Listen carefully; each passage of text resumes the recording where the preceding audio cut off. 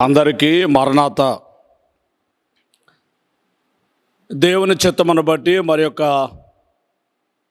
శిలువ ధ్యాన కూటములోనికి ప్రవేశింపచేసిన దేవునికే మహిమ కలుగును గాక.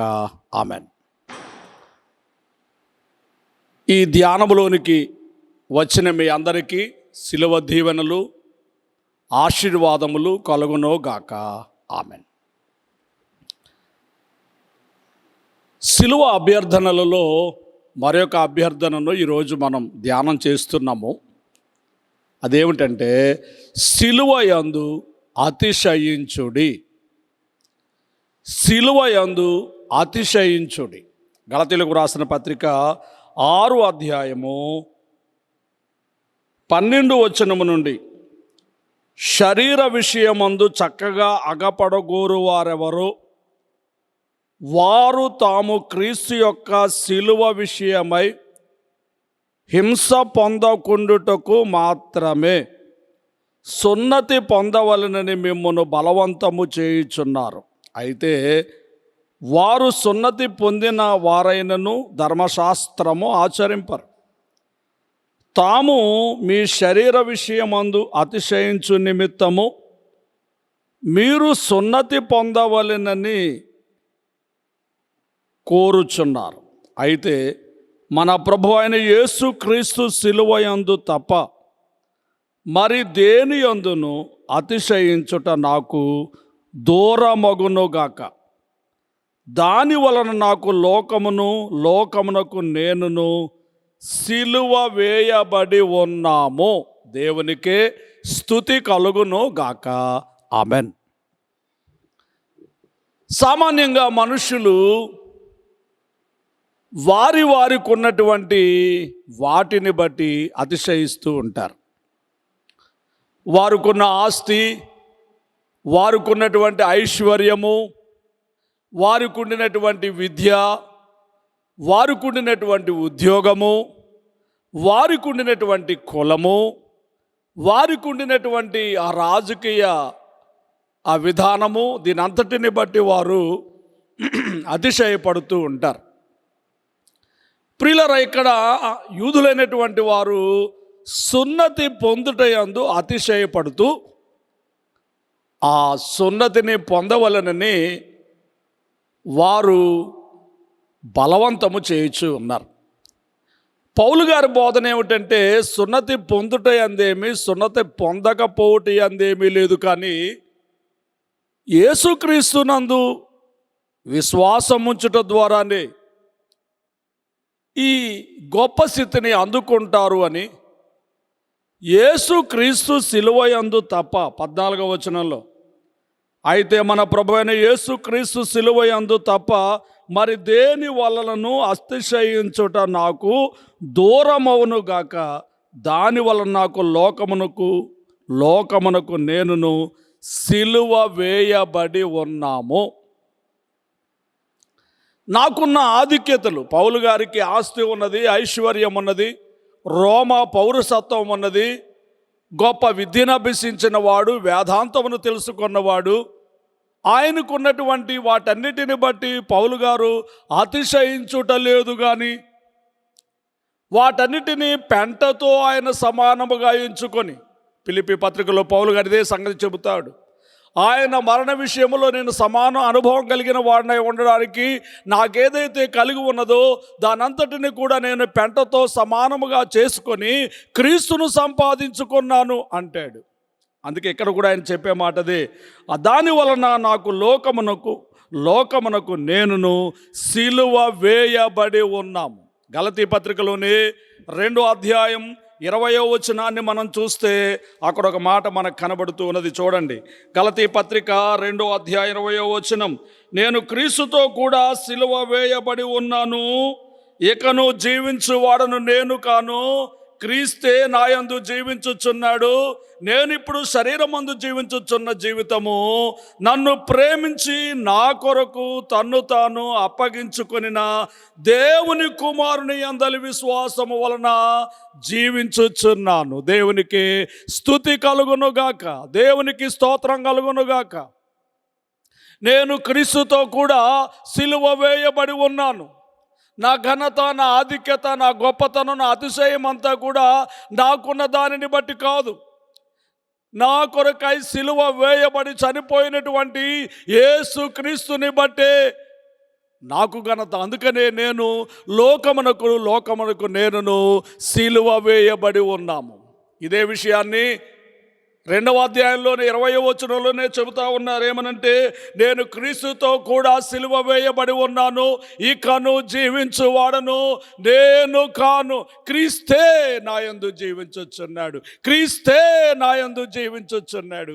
ఇకను జీవించువాడను నేను కాదు, నా ఆశలు కాదు, నా గొప్పతనము కాదు, క్రీస్తే నాయందు జీవించొచ్చు ఉన్నాడని తెలియచేయటం మనం ఇక్కడ చూస్తున్నాం. 5వ అధ్యాయం గలతీ పత్రిక 5వ అధ్యాయం 24వ వచనం కూడా మనం చూస్తే, క్రీస్తు యేసు సంబంధులు శరీరమును దాని ఇచ్చలతోనూ దురాశలతోనూ సిలువ వేసి ఉన్నారు. క్రీస్తు యేసు సంబంధులు శరీరమును దాని ఇచ్చలతోనూ దురాశలతోనూ సిలువ వేసి ఉన్నారు. క్రీస్తు యేసు సంబంధులు అతిశయం అంతా కూడా లోకాన్ని బట్టి, లోకములో ఉన్న కార్యాలను బట్టి కాదు, కానీ వాటిని సిలువ వేసి క్రీస్తు యేసు సిలువ యందు తప్ప మరి దేని యందును అతిశయించుట నాకు దూరమగునుగా. కానీ క్రీస్తు సిలువ యందే మనమందరము అతిశయించవలసిన వారమై ఉంటూ ఉన్నాము.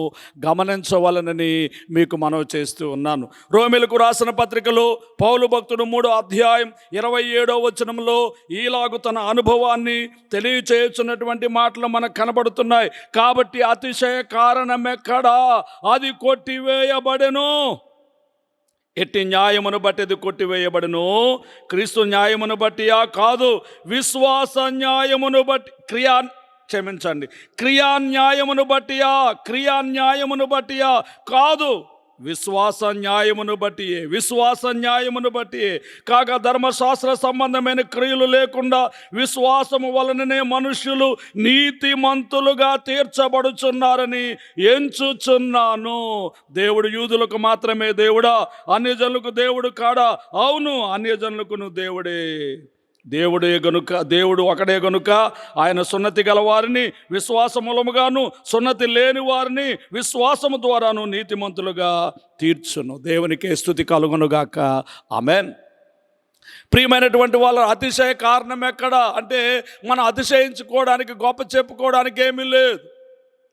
కేవలము దేవుని కృపను బట్టియే, దేవుని కార్యమును బట్టియే, దేవుని దయను బట్టియే మనము వృద్ధిలోనికి వచ్చుచున్నాము, ఆశీర్వదించబడుతున్నాము, దీవించబడుతున్నాము. విశ్వాసమును బట్టియే, క్రియలను బట్టి కాదు, కానీ విశ్వాసమును బట్టియే.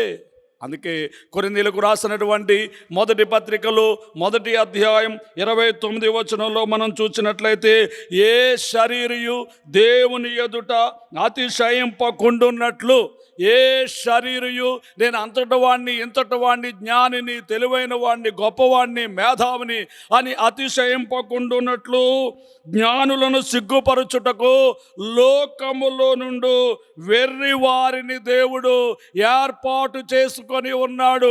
లోకములో ఉన్న వెర్రి వారిని దేవుడు ఏర్పాటు చేసుకొని ఉన్నాడు. బలవంతులైన వారిని సిగ్గుపరచుటకు లోకములో బలహీనులైన వారిని దేవుడు ఏర్పరచుకున్నాడు. ఎన్నికైన వారిని వ్యర్థము చేయుటకు లోకములో నీచులైన వారిని, తృణీకరింపబడిన వారిని, ఎన్నిక లేని వారిని దేవుడు ఏర్పరచుకొని ఉన్నాడు. దేవునికి స్తుతి కలుగునుగాక, దేవునికి స్తోత్రం కలుగునుగాక. దేవుడు లోకములో ఉన్న ఎన్నిక లేని వారిని, బలహీనమైనటువంటి వారిని, నీచులైన వారిని, తృణీకరింపబడిన వారిని ఏర్పాటు చేసుకొని ఉన్నాడు. కాబట్టి 31వ వచనంలో, అతిశయించువాడు ప్రభువునందే అతిశయించవలెను. దేవునికి స్తుతి కలుగునుగాక, దేవునికి స్తోత్రం కలుగునుగాక. అందుకే పౌలు గారు క్రొత్త సృష్టిగా నూతన జీవితమును ఆరంభిస్తూ అది దేవుని వలన కలిగినటువంటి, దేవుని కృప వలన కలిగినటువంటి కార్యమై ఉన్నది కనుక సున్నతి వలన కానీ ధర్మశాస్త్రం వలన కానీ అది సాధ్యమైనది కాదు. కేవలము క్రీస్తు శిలువ ద్వారానే ఈ గొప్ప రక్షణ, ఈ రక్షణానందము మనకు ఏర్పరచబడి ఉన్నది కనుక క్రీస్తు శిలువ యందు తప్ప మరి దేని యందు అతిశయించుట నాకు దూరమగునుగాక. కాబట్టి దేవుని పిల్లలమైన మనందరం కూడా క్రీస్తు శిలువను బట్టి అతిశయించవలసిన వారమై ఉన్నాం. ఇందుకు విరుద్ధంగా లోకంలో చాలామంది అతిశయం ఎట్లున్నదో 20వ కీర్తన 7వ వచనాన్ని మనం చూస్తే అక్కడ మనకు కనబడుతూ ఉన్నది. కీర్తన గ్రంథములో నుండి 20వ కీర్తన 7వ వచనం చూస్తే, కొందరు రథములను బట్టి కొందరు గుర్రములను బట్టి అతిశయపడుదురు. కొందరు రథములను బట్టి, గుర్రాలను బట్టి, వారికి ఉన్నటువంటి సామర్థ్యాన్ని బట్టి, శక్తిని బట్టి, ధనమును బట్టి, ఘనతను బట్టి అతిశయపడతారు. కానీ మనమైతే మన దేవుడైనటువంటి యెహోవా నామమును బట్టి అతిశయపడుదుము.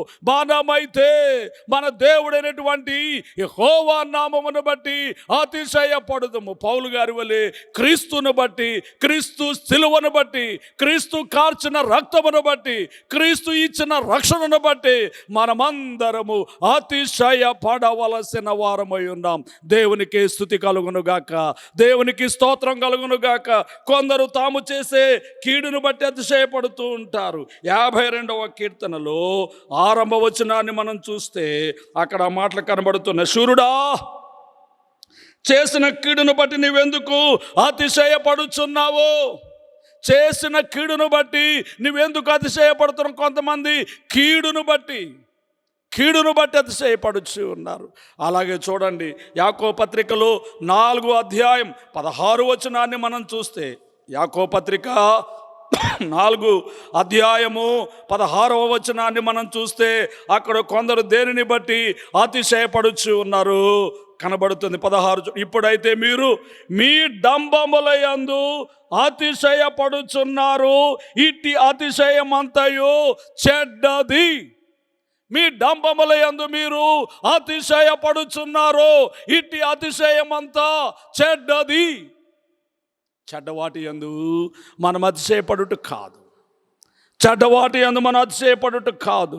ప్రియమైన వాళ్ళరా గమనించండి, డంబముల యందు మనం అతిశయపడుట కాదు. అందుకే 17వ వచనంలో మేలైనది మంచిది చేయాలని తెలిసి ఉండి కూడా అలాగూ చేయకపోతే పాపం కలుగుతుంది అని వ్రాయబడుతూ ఉంది. మంచి పని చేయాలని తెలిసి ఉండి కూడా చేయకపోతే పాపం ఏమిటి? క్రీస్తు శిలువను బట్టి మనందరం కూడా అతిశయపడాలి. ఆయన ఇచ్చిన రక్షణను బట్టి అతిశయపడాలి. ఆయన శిలువ త్యాగాన్ని బట్టి అతిశయపడాలి. మనకున్నటువంటి ఔన్నత్యం ఎంత గొప్పదైనా, మనకున్న ధనము, ఘనత, చదువు, పదవి ఎంత గొప్పదైనా ఇవన్నీ క్రీస్తు శిలువ ముందు దిగదుడిపే గనుక, ఇవన్నీ శిలువ ఎదుట తక్కువే గనుక ఆ శిలువను బట్టి మనందరం కూడా అతిశయించాలి. ఇలాగు మేలైనది చేయాలని తెలిసి ఉండి కూడా చేయకపోతే అది పాపమగును అని వాక్యం తెలియచేస్తూ ఉన్నది. గమనించాలని మీకు మనవి చేస్తూ ఉన్నాను.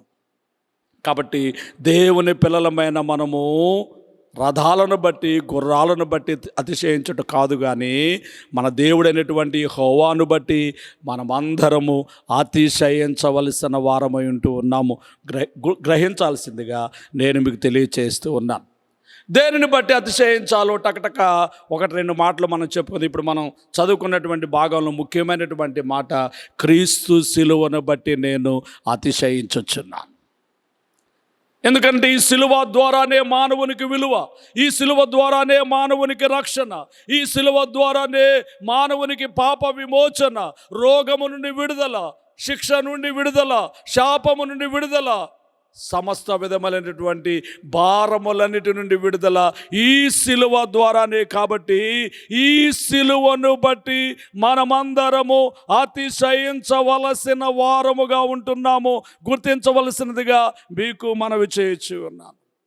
పౌలు గారు రోమాపత్రిక రాస్తూ 5వ అధ్యాయం 2వ వచనంలో మరొక మాట మనకు తెలియజేస్తూ ఉన్నారు. చూడండి, రోమీలకు రాసిన పత్రికలు 5వ అధ్యాయము 2వ వచనాన్ని మనం చూస్తే, మరియు ఆయన ద్వారా మనము విశ్వాసము వలన ఈ కృపయందు ప్రవేశము గలవారమై అందులో నిలిచి ఉండి మన దేవుని మహిమను గూర్చిన నిరీక్షణను బట్టి అతిశయపడుచున్నాము.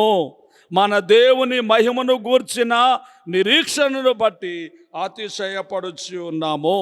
దేన్ని బట్టి అంటే సిలువను బట్టి అనే మాట పై వచనాన్ని మనం చూస్తే మనకు అర్థమవుతుంది. 5వ అధ్యాయం 1వ వచనంలో, కాబట్టి విశ్వాస మూలమున మనము నీతిమంతులముగా తీర్చబడి, విశ్వాస మూలముగా మనము నీతిమంతులుగా తీర్చబడి మన ప్రభువైన యేసుక్రీస్తు ద్వారా దేవునితో సమాధానము లేని పరిస్థితుల్లో 10వ వచనంలో, ఏలయనగా మనము శత్రువులంగా ఉండగా దేవునితో సమాధానం లేకుండా దేవునితో మనము శత్రువులమై ఉండగా విశ్వాస మూలమున మనము నీతిమంతులుగా తీర్చబడి మన ప్రభు అయినటువంటి యేసుక్రీస్తు ద్వారా, యేసుక్రీస్తు శిలువ ద్వారా, యేసుక్రీస్తు శిలువ యజ్ఞం ద్వారా, యేసుక్రీస్తు శిలువ కార్యం ద్వారా, యేసుక్రీస్తు శిలువలో మోసినటువంటి ఆ యొక్క పాపభారము శాపభారం అంతటి ద్వారా మనము సమాధానము కలిగిన వారముగా ఉంటున్నాం గనుక ఆయన ద్వారా మనము విశ్వాసం వలన ఈ కృపయందు ప్రవేశము గలవారమై అందులో నిలిచి ఉండి దేవుని మహిమను గూర్చిన నిరీక్షణను బట్టి, ఇప్పుడు చేసిన కార్యాలను బట్టి, తన కృపతో ఈ పాపిని పరిశుద్ధునిగా మార్చిన దానిని బట్టి, ఈ బలహీనుని బలవంతునిగా మార్చిన దానిని బట్టి, ఈ అనీతిమంతుని నీతిమంతునిగా మార్చిన దానిని బట్టి ప్రభువును స్తుతించుచు రానున్న కాలమందు దేవుడు అనుగ్రహింపబోవు ఆ మహిమను బట్టి నిరీక్షణతో అతిశయపడుచున్నాము. ఇంత మాత్రమే కాదు, ఈ పాపిని పరిశుద్ధునిగా మార్చటం మాత్రమే కాదు, ఈ బలహీనుణ్ణి బలవంతుడిగా మార్చటం మాత్రమే కాదు, రానున్న కాలమందు మరింత ఘనమైన గొప్ప స్థితిలోనికి ఈ మానవుని మార్చబోచున్నారు కనుక అందును బట్టి మనం ఎంతగానో స్తుతించబద్దులమై ఉంటున్నాం. యోహాను రాసినటువంటి మొదటి పత్రిక 3వ అధ్యాయాన్ని మనం చూస్తే, యోహాను రాసిన మొదటి పత్రిక 3వ అధ్యాయం, మనము దేవుని పిల్లలమని పిలువబడినట్లు తండ్రి మనకెట్టి ప్రేమ అనుగ్రహించునో చూడుడి. మనము దేవుని పిల్లలమే, ఈ హేతువు చేత లోకము మనల్ని ఎరుగదు, ఏలైనగది ఆయనను ఎరుగలేదు. ప్రియులారా, ఇప్పుడు మనము దేవుని పిల్లలమై ఉన్నాము. మనమిక ఏమవుదామో అది ఇంకా ప్రత్యక్షపరచబడలేదు, కానీ ఆయన ప్రత్యక్షమైనప్పుడు ఆయన ఉన్నట్టుగానే ఆయనను చూతుము గనుక ఆయనను పోలి ఉందుమని ఎరుగుదుము. మన నిరీక్షణ ఏమిటి అంటే, రానున్న కాలమందు దేవుడు ఎట్లున్నాడు, దేవుని పోలికలోనికి సంపూర్ణముగా మనము మార్చబడబోతూ ఉన్నాము. అందుకే 5:2 రోమాపత్రిక 5:2 దేవుని మహిమను గూర్చిన నిరీక్షణను బట్టి అతిశయపడుచున్నాము. 3వ వచనం, అంతేకాదు శ్రమ ఓర్పు పరీక్ష నిరీక్షను కలగచేయనని ఎరిగి శ్రమలయందు అతిశయపడుదుము. శ్రమలయందే అతిశయపడాలి. శ్రమలయందే దేవుని మహిమను గూర్చిన నిరీక్షణ బట్టి, ఆ నిరీక్షణ ద్వారా దేవుని పిల్లలమైన మనము మరి రేపటి దినమందు దేవుని వలె మార్చబడబోతున్నాం కనుక ఆయన రూపమునకు సమానమైన రూపములోనికి మార్చబడుతూ ఉన్నాం కనుక శ్రమలు కలిగిన, కష్టములు కలిగిన, ఇబ్బందులు కలిగిన ఈ శ్రమల ద్వారానే ఆశీర్వాదము కలుగునని, ఈ శ్రమల ద్వారానే సౌఖ్యము కలుగునని, ఈ శ్రమల ద్వారానే మహిమ కలుగునని ఎరిగిన వారమై ఈ శ్రమల యందు అతిశయపడుదుము.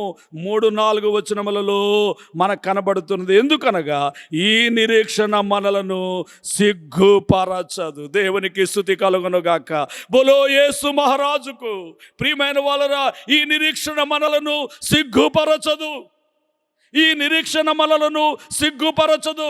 కాబట్టి ఈ నిరీక్షణతో మనమందరం కూడా శ్రమలు కలిగిన, కష్టములు కలిగిన, ఇబ్బందులు కలిగిన, శోధనలు కలిగిన, తినినా తినకపోయినా, ఉన్నా లేకపోయినా, దేవునిని బట్టి మనమందరము అతిశయపడవలసిన వారమై ఉన్నాము. శ్రమలను బట్టి మనమందరము అతిశయపడవలసిన వారమై ఉన్నాం. దైవజనుడు దేవదాసయ్య గారు, మానవుడు శ్రమను పొందక దైవ మానవుడెటు కాగలడు అని చక్కగా కీర్తన వ్రాస్తూ, యేసుక్రీస్తు ప్రభు వారు కూడా ఆ సిలువ యజ్ఞాన్ని ఎలాగు చేశారో, ఎన్ని శ్రమలను పొందారో, ఈ శ్రమల ద్వారా మానవునికి ఎలాగూ రక్షణ దయచేశారో, మనం కూడా అలాగే శ్రమను పొందాల్సిన వారమై ఉన్నాము అని మహినీయేసే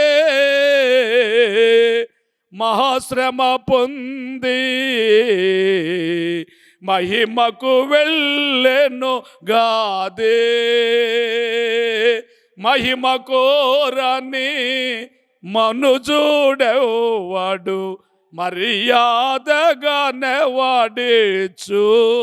శ్రమలు లేక స్వర్గము లేదు, మానవుడు శ్రమను పొందక దైవా మానవుడెటు కాగలడు. మానవుడు శ్రమను పొందక దైవ మానవుడెటు కాగలడు. అందుచేత శ్రమలు కలిగినప్పుడు ఈ శ్రమల యందు కూడా సంతోషించుట, ఈ శ్రమల యందు కూడా అతిశయించుట, దేవుని మహిమను బట్టి అతిశయించడం మాత్రమే కాదు, ఆయన ఇచ్చేటటువంటి ఆ మహిమ గల అంతస్తును బట్టి, దేవుని రూపంలోనికి సమరూపంలోనికి మార్చడాన్ని బట్టి అతిశయించడం మాత్రమే కాదు, ఆ నిరీక్షణను బట్టి శ్రమలు వచ్చినా, కష్టాలు వచ్చినా, ఇబ్బందులు వచ్చినా అతిశయించడమే. ఈ నిరీక్షణ సిగ్గుపరచదు. దేవునికి స్తుతి కలుగునుగాక, దేవునికి స్తోత్రము కలుగునుగాక. ఇర్మియా గ్రంథములో మనం చూసినప్పుడు 4వ అధ్యాయం 2వ వచనాన్ని మనం చూస్తే మరికొన్ని మాటలు మనకు కనబడుతూ ఉన్నాయి. ఇర్మియా గ్రంథము 4వ అధ్యాయము 2వ వచనము, 4వ అధ్యాయం 2వ వచనము, సత్యమును బట్టి, న్యాయమును బట్టి, నీతిని బట్టి యెహోవా జీవము తోడని ప్రమాణము చేసినడల జనములు ఆయన యందు తమకు ఆశీర్వాదము కలుగునను కొందరు, ఆయన యందే అతిశయపడుదురు. దేవుని పిల్లలమైన మనము సత్యమును బట్టి, న్యాయమును బట్టి, నీతిని బట్టి కలిగేటటువంటి ఆశీర్వాదమును బట్టి అతిశయపడవలసిన వారమై ఉన్నాం. సత్యాన్ని బట్టి, న్యాయాన్ని బట్టి, నీతిని బట్టి, ఆశీర్వాదాన్ని బట్టి మనం అతిశయపడాల. ధనాన్ని బట్టి, కులాన్ని బట్టి, విద్యను బట్టి, ఉద్యోగాన్ని బట్టి, ఉన్నతి స్థితిని బట్టి మరి మనం అతిశయించుట కాదు, కానీ సత్యమును బట్టి, న్యాయమును బట్టి, నీతిని బట్టి, ఆశీర్వాదమును బట్టి, ఆయన మనకివ్వబోయే ఆ గొప్ప మహిమను బట్టి నిరీక్షణ కలిగిన వారమై మనమందరము అతిశయించవలసిన వారముగా ఉంటూ ఉన్నాము. గుర్తించాలి. 9వ అధ్యాయం 24వ వచనంలో ఇర్మియా ప్రవచనంలోనే మనం చూస్తే ఇంకొక మాట మనకు కనబడుతూ ఉన్నది. 9వ అధ్యాయం 24వ వచనం, అతిశయించువాడు దేనిని బట్టి అతిశయింపవలెననగా భూమి మీద కృప చూపుచు నీతి న్యాయములు జరిగించుచున్న యెహోవాను నేనే అని గ్రహించి నన్ను పరిశీలనగా తెలుసుకుంటున్న బట్టియే అతిశయింపవలెను. అట్టి వాటిలో నేను ఆనందించువాడనని యెహోవా సెలవిచ్చుచున్నాడు. అతిశయించువాడు దేనిని బట్టి అతిశయించాలి అంటే భూమి మీద కృప చూపుచు నీతి న్యాయములు జరిగించుచున్న యెహోవాను నేనే అని గ్రహించి నన్ను పరిశీలనగా తెలుసుకొనుటను బట్టి అతిశయింపవలెను. అట్టి వాటిలో నేను ఆనందించువాడనై ఉన్నాను. దేవునికి స్తుతి కలుగునుగాక. నీతి న్యాయములు జరిగించుచున్న దేవుని బట్టి అతిశయము. ప్రభువును బట్టి అతిశయము, సిలువను బట్టి అతిశయము, దేవుడిచ్చిన సమాధానమును బట్టి అతిశయము, దేవుడు మనకు ఇవ్వబోయేటటువంటి ఆ భయమును బట్టి నిరీక్షణతో అతిశయము మనమందరము కలిగి ఉండవలసిన వారమై ఉంటూ ఉన్నాము. గుర్తించవలసిందిగా నేను మీకు తెలియచేస్తూ ఉన్నాను. చివరగా ఇంకొక మాట చెప్పి నేను ముగించడానికి ఇష్టపడుతూ ఉన్నాను. యాకోబు పత్రిక 1వ అధ్యాయము 9వ వచనాన్ని మనం చూస్తే, యాకోబు రాసినటువంటి మొదటి పత్రిక లేక పత్రిక 1వ అధ్యాయం, యాకోబు రాసినటువంటి పత్రిక 1వ అధ్యాయము 9వ వచనములో ఈ మాటలు మనకు కనబడుతున్నాయి. దీనుడైన సహోదరుడు తనకు కలిగిన ఉన్నత దశయందు అతిశయింపవలెను. ధనవంతుడైన సహోదరుడు తనకు కలిగిన దీన దశయందు అతిశయింపవలెను. ప్రియమైన వాళ్ళరా గమనించండి, ధనవంతుడైనటువంటి వ్యక్తి, ధనవంతుడైనటువంటి సహోదరుడు తనకు కలిగిన దీన దశలో అతిశయించవలెను. దీనుడైన సహోదరుడు తనకు కలిగిన ఉన్నత దశయందు అతిశయించవలెను. మానవ జీవితంలో ఉన్నత దశ అలాగే హీన దశ, 2 దశలు ఉంటాయి. దేవుడు దీనులైన వారిని హెచ్చించేవాడు, దేవుడు దీనులైన వారిని గొప్ప చేసేవాడు, దేవుడు దీనులైన వారిని ఘనపరిచేవాడు, దేవుడు దీనులైన వారిని వృద్ధిలోనికి తెచ్చేవాడు. ఎవరిని ఏ స్థితిలో ఉంచవలనో అది దేవునికి తెలుసును. వారి స్థితులను బట్టి దేవుడు వారి స్థితులను మార్చుచూ ఉంటారు. అయితే మనము ఏ స్థితిలో ఉన్నా, ఏ పరిస్థితుల్లో ఉన్నా మనము దేవునిని ఘనపరచుట, దేవునిని స్తుతించుట, దేవునిని ఆరాధించుట, దేవుని యందు అతిశయించుట మనకు అవసరమై ఉంటూ ఉన్నది. దేవుడు మనల్ని గొప్ప చేసినంతసేపు ఘనపరచడం, అతిశయించడం అది మామూలు విషయమే. ఇది అందరూ చేసే కార్యమే. యోబు గ్రంథంలో కూడా మనం ఈ సంగతిని చూస్తాం. యోబు గ్రంథంలో మనం చూసినప్పుడు యోబు గూర్చి సాతాను చెప్పిన మాట ఇదే: అయ్యా, నీవు అతనికి ఆరోగ్యం ఇచ్చావు, ఆస్తినిచ్చావు, సంపద ఇచ్చావు, అన్నీ ఇచ్చావు, కాబట్టి దేవుడు అంటున్నాడు, ఒకవేళ అతనికి ఆస్తి తీసేస్తే, ఆరోగ్యం తీసేస్తే, సంపద తీసేస్తే నీ ఎదుటనే నిన్ను ద్వేషిస్తాడు, దూషిస్తాడు. పందెం కట్టింది సాతాను.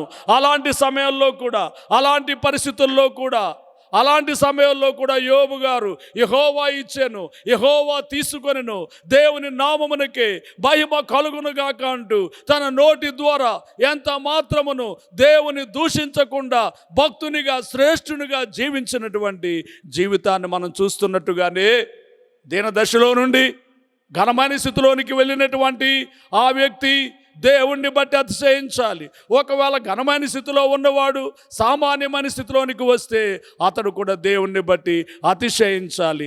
ఎందుకంటే మన స్థితిగతులను మార్చువాడు, పరిస్థితులను బట్టి మార్చువాడు మన దేవుడే కనుక ఆ పరిస్థితులకు అనుకూలంగా దేవుడే కార్యం చేశారని నమ్మదగిన దేవుని బట్టి ప్రభువును స్తుతించవలసిన, ప్రభువును బట్టి అతిశయించవలసిన అవసరం ఉన్నది. చివరగా నేను చెప్పే చివరి మాటలు ఏమిటంటే, దేవుని పిల్లలమైన మనందరం కూడా ప్రభువును బట్టి అతిశయించాలి తప్ప లోకములో ఉన్న వాటిని బట్టి, ఉద్యోగాన్ని బట్టో, ఉన్నతమైన స్థితిని బట్టో, ధనాన్ని బట్టో, ఘనతను బట్టో స్తుతించుట కాదు, కానీ దేవునిని బట్టి స్తుతించుచు, ఆయనను బట్టి అతిశయించుచు, క్రీస్తు శిలువ యందు తప్ప మరి దేని యందును అతిశయించుట నాకు దూరమగునుగా. కానీ పౌలు గారి యొక్క విధానములోనికి మనం వచ్చి క్రీస్తు శిలువ యందే అతిశయిద్దాం, శిలువ ద్వారానే అతిశయిద్దాం. రథాలను బట్టి కానీ, గుర్రాలను బట్టి కానీ అతిశయించవద్దు, దేవునిని బట్టి అతిశయిద్దాం. కృపా చూపుచు నీతి న్యాయములు జరిగించుచున్న దేవుని బట్టి అతిశయిద్దాం. అట్టి మనస్సు, అట్టి కోరిక, అట్టి ఆలోచన క్రీస్తు ప్రభు మన ఎల్లరకు దయచేయునుగాక. ఆమేన్. తండ్రి, ఈ మాటల బిడ్డల అంతరంగాల్లో ఫలింపు చేయము.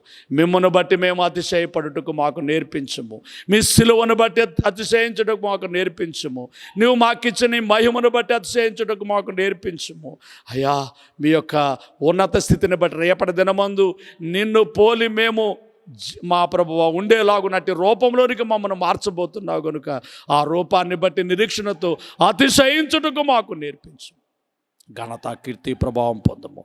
క్రీస్తు నామమున మేము ఈ లోకములో ఉన్న వాటిని బట్టి అతిశయించుకున్నట్లు మాకు జ్ఞానాత్మనిచ్చి నడిపించము. యేసుక్రీస్తు నామమును వేడుకొనుచున్నాము తండ్రి, ఆమెన్. పరలోకమందున్న మా తండ్రి, మీ నామం పరిశుద్ధపరచబడునుగాక, మీ రాజ్యం వచ్చునుగాక, మీ చిత్తం పరలోకమందు నెరవేరుచున్నట్లు భూమి అందు నెరవేరునుగాక.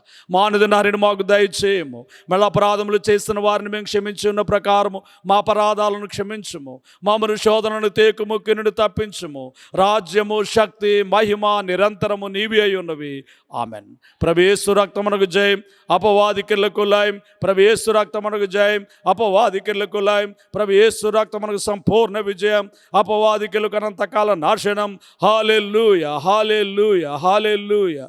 స్తోత్రం, స్తోత్రం, స్తోత్రం. ఆమేన్, ఆమేన్, ఆమేన్. మన తండ్రి అయిన దేవుని ప్రేమ, రక్షకుడైన యేసుక్రీస్తు వారి యొక్క కృప, సహాయకుడుగా ఆత్మ తండ్రి అన్యోన్య సహవాసము కూడి వచ్చిన మనెల్లరకు ఆయన వెంబడించే వారందరికీ తోడై ఉండునుగాక. ఆమెన్. మరణాత.